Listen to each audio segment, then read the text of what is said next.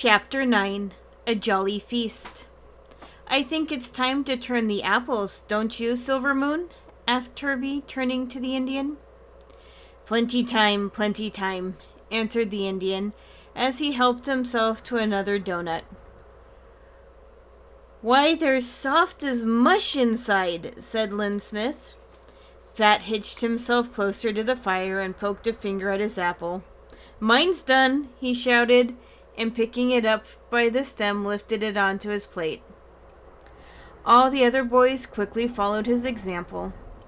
"Better get some spoons and the sugar bowl, Charlie," requested Father Brown. "Yes, sir," answered Chuck, jumping to his feet hurriedly.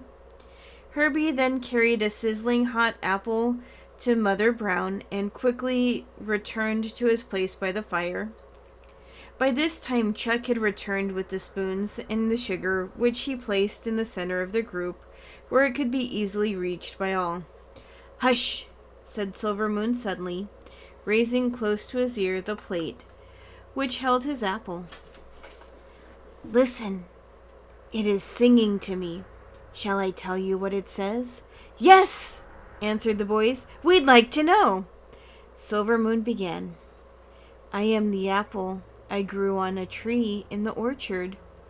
Early in the springtime, after the warm Chinook winds blew, I came, a pale pink flower, and made the world glad with my beauty and perfume. When the great sun grew hot, my petals dropped one by one, and day by day the heart beneath them grew larger with joy, listening to the song of the brook and to the birds that had built many nests in our branches. At first I thought the leaves so beautiful, I turned pale green to match them. But one day I saw a rose far away over the garden wall, and when the wind wafted its fragrance to me, I thought it the most beautiful thing in the world, and so I turned to red, and thus I grew." The Indian stopped speaking and raised his head. "That was beautiful," said Mother Brown. Fat held a spoonful of apple to his lips. "It's a very sad ending for the apple," he said, and opening his mouth he popped in the spoon. "It tastes like a mighty good ending," laughed Toad. "I say so too," agreed Reddy.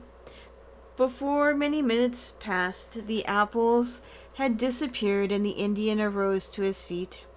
Standing before the fireplace, he said, "Friend Brown, deep from his heart, Silver Moon thanks you," and he bowed low. Father Brown stood up.